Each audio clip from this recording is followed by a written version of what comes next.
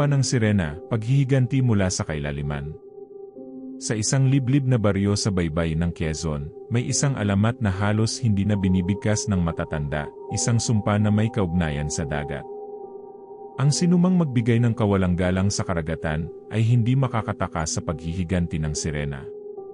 Pero sino ba naman ang maniniwala sa isang lumang kwento, hindi ba? Nagsimula ang lahat ng magpasya ang 5 magkaibigang sina Carlo, Mina, Jessa, Arman, at Lito na magcamping sa isang tagong dalampasigan.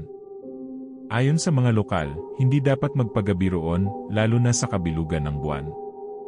Pero sa kanilang kabataan at kawalan ng paniniwala sa mga alamat, binaliwala nila ang babala.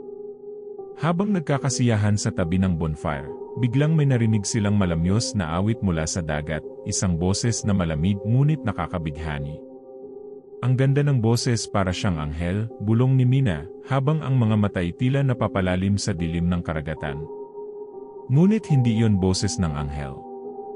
Lumapit si Carlo sa tubig, parang hinihila ng hindi nakikitang puwersa.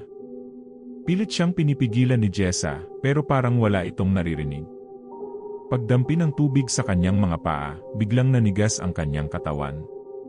Napasigaw siya, pero wala nang tunog ang lumalabas sa kanyang bibig. Carlo, sigaw ni Arman, pero huli na. Biglang may humablot mula sa ilalim ng tubig, mabilis at malupit. Isang maputlang kamay na may mahahabang kuko ang lumitaw, hinatak si Carlo pababa sa kadiliman. Sa isang iglap nawala siya. Nagsimula ang bangungot. Kinabukasan, natagpuan nila si Carlo, nakatihaya sa buhangin, patay na. Ang kanyang mga mata ay nanlilisik sa takot, at may malalalim na kalmot sa kanyang leeg, parang sinakal ng isang bagay na hindi tao. Walang nakakita kung paano siya nakabalik sa pampang. Ngunit hindi pa tapos ang sumpa. Sa sumunod na gabi, narinig nilang muli ang nakakakilabot na awit. Paulit-ulit. Tulad ng isang sirenang tumatawag sa kanilang mga kaluluwa. Isa-isang nagising sina Mina at Arman, ang kanilang mga matay mapurol, parang nahipnotismo. Paglabas nila ng tent, tumuloy sila sa dagat, para bang wala silang kontrol sa kanilang katawan. Gising! Gising, pilit na sigaw ni Jessa habang nyugyog ang mga kaibigan, pero walang epekto. Dahan-dahang pumasok sina Mina at Arman sa malamig na tubig, na parang inaanyayahan ng hindi nakikitang halimaw. Sa ilalim ng tubig, may gumagalaw, isang madilim na anyo na may mga pulang mata na kumikislap. Sumisid si Jessa upang sundan sila, ngunit ang kanyang sinag ng flashlight ay bumunggo sa isang nakakatakot na mukha, isang sirena, ngunit hindi tulad ng mga engkantadang isinasalaysay sa kwento ng mga lola. Maputla ang balat nito, parang bangkay. Ang kanyang bibig ay puno ng matatalim na ngipin, at ang mga mata ay wala ng buhay, isang nilalang ng puot at paghihiganti. Umalis kayo rito, kayo'y mga walang galang, isang malalim, rasping na boses ang bumulong sa kanyang isipan.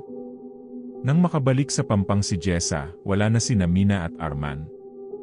Wala ring bakas kung saan sila nagpunta, maliban sa mga basa nilang yapak na bigla na lang natapos sa buhangin, na parang hinigop ng dagat mismo. Ngunit ang pinakanakakatakot ay ang naiwang bagay sa pampang, isang sirang seashell necklace, ang parehong kwintas na sinasabing pag-aari ng isang babaeng nalunod sa parehong dalampasigan daang taon na ang nakalilipas. Sabi ng alamat, siya'y pinatay ng mga mangingisda, at mula noon, ang kanyang kaluluwa'y naging sirenang naghihiganti sa sinumang maglalakas loob magparaya sa kanyang teritoryo. Lumipas ang mga araw, isa-isa silang nawawala. Hanggang si Jessa na lang ang natira. Sa huling gabi niya sa baryo, narinig niyang muli ang awit, ngunit ngayon, malapit na. Napansin niyang ang kanyang refleksyon sa bintana ay hindi na siya. Nakangiti ang sirenang bangkay sa salamin, ang mga mata nito'y nanlilisik, habang dahan-dahang lumalapit. At sa huling pagkakataon, narinig niya ang bulong. Wala nang makakatakas ni. Kung nagustuhan mo ang kwentong nakakatakot na ito, huwag kalimutang mag-like, mag-comment, mag-subscribe sa aming channel, at pindutin ang notification bell.